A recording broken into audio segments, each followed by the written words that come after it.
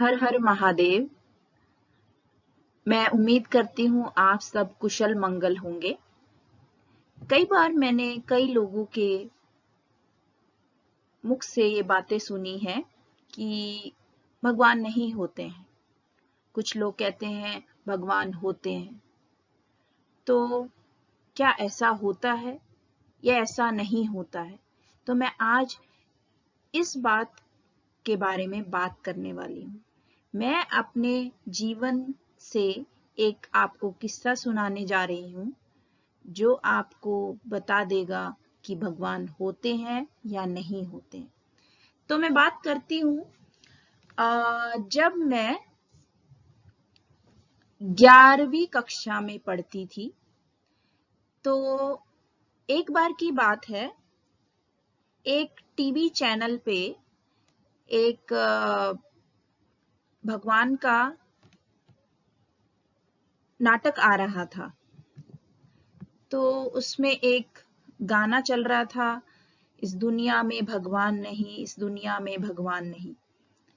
तो उन दौरान क्या था कि हम लोग, मैं जैसे गांव से हूं तो हम लोग रात को बाहर ही सोते थे और मतलब तारों की छांव में कूलर लगा के बाहर हम सोते थे। मतलब पहले इतना एसी वगैरह का कोई ट्रेंड नहीं था। जैसे आजकल आप किसी भी शहर में या किसी भी गांव में आप जाएंगे तो सबके घर में एसी ही मिलेगा, तो तब एसी वगैरह नहीं होता था। तो गर्मियों के दिनों की बात है। तो हुआ क्या, मैं यही गाना गाती रही कि इस दुनिया में भगवान नहीं, जबकि मैं भगवान में पूरा स्ट्रांगली बिलीव करती हूँ। मतलब मैं मानती हूँ भोलेनाथ हैं और भोलेनाथ एग्जिस्ट करते हैं और बस जरूरत है उनको महसूस करने की। तो हुआ क्या, मैं यही गाना गाती रही, इस दुनिया में भगवान नहीं, इस दुनिया में भगवान नहीं। बस मैं वो गाना, जब कहीं आपने देखा होगा जब आप कोई गाना सुनते हो तो आप वही गाना गाते रहते हो। जैसे राधे राधे आप कुछ सुनते हो तो आप राधे राधे ही गाते रहते हो।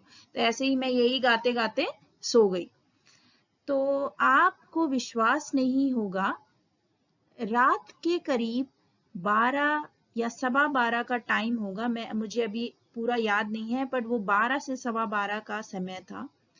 तो जैसे गांव में जो घर होते हैं वो काफी बड़े होते हैं और हम जहां पर सोते थे वो आंगन था हमारे घर का, और काफी आगे जाके आप बोलो कि 200-300 गज पे हमारा मेन गेट पड़ता था।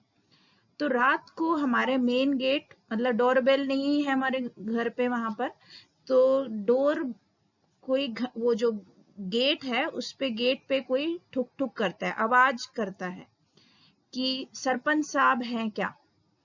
तो मतलब मेरे पापा पहले सरपंच थे, तो कोई गांव का हमारे वहां पूछने आया कि सरपंच साहब है क्या।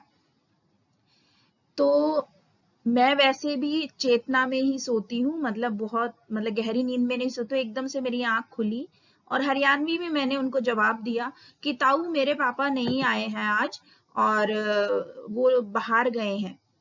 आई थिंक, मुझे याद नहीं है, शायद वो चंडीगढ़ गए थे या मतलब दिल्ली गए थे, वो किसी काम से वहां पर गए थे। तो मैंने ऐसे बोला, ताऊ मेरे पापा घर पर नहीं है। तो उसने कहा ठीक है बेटा।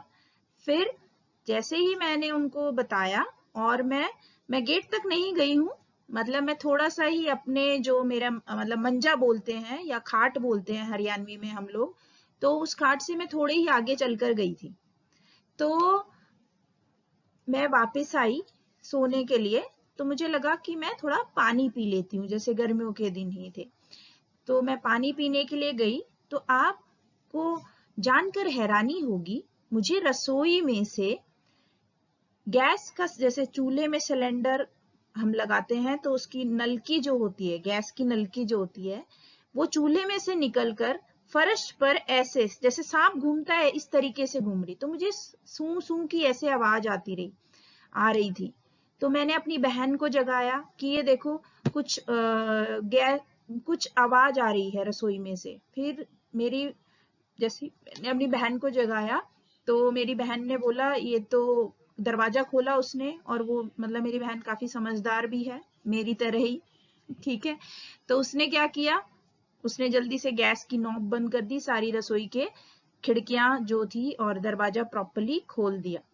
और मुझे लगता है उस समय भगवान जी ही आए थे और ये बताने के लिए, मैं तो ऐसे ही गाना गा रही थी, इस दुनिया में भगवान नहीं, बट वो मुझे बताने के लिए आए थे कि मैं हूं, तुम विश्वास करो मैं हूं और तुम्हें बचाने अभी आया हूं मैं। तो आप इस घटना से आप ये समझ सकते हैं कि कितना बड़ा हादसा हो सकता था। और भगवान भोलेनाथ में मैं बिलीव करती हूँ, भगवान भोलेनाथ को मैं अपने दिल से, मन से, हर कण से मानती हूँ। तो मुझे लगता है उस समय भोलेनाथ ही आए थे और उन्होंने मुझे, हमें, मतलब मेरे परिवार को बचाया। तो मैं ये कहना चाहती हूँ दिल से कि हमें भगवान में हमेशा विश्वास रखना चाहिए। कभी भी हमारी लाइफ में कोई समस्याएं आती है तो ये ना हो कि मान लो कोई समस्या आ गई तो हम लोग घबरा जाते हैं कि हमें लगता है कि कुछ भी अब नहीं हो सकता। तो आप समझिए इस बात को कि भगवान होते हैं, मे बी वो कुछ समय के लिए हमारी परीक्षा ले रहे हैं, लेकिन उस परीक्षा में हम कितनी तन्मयता से उसको पार करते हैं, भगवान हमें स्ट्रांग बनाने के लिए ऐसा करता है। कभी दुख आते हैं, कभी सुख आते हैं।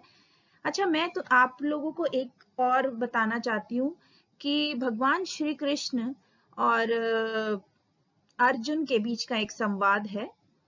तो भगवान श्री कृष्ण ने केशव भगवान ने अर्जुन को कहा, तुम कुछ ऐसा लिखो कि जिससे रोता हुआ इंसान हंस जाए और हंसते हुआ इंसान रो जाए।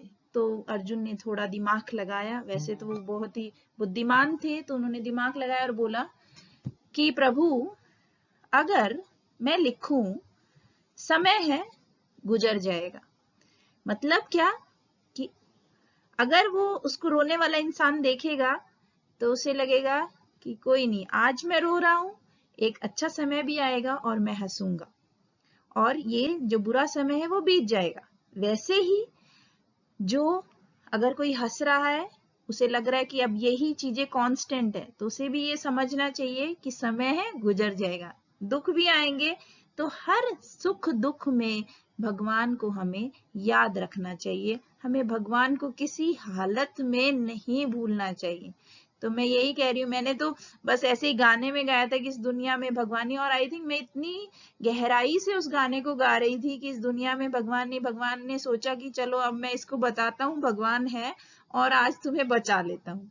तो मैं उम्मीद करती हूँ ये मेरे जीवन से संबंधित एक बात थी जो मैं आपको शेयर करना चाहती थी। तो मैं आपको निवेदन करूंगी, कभी भी कोई भी मुसीबत आए, आप भगवान में विश्वास को मत छोड़ना।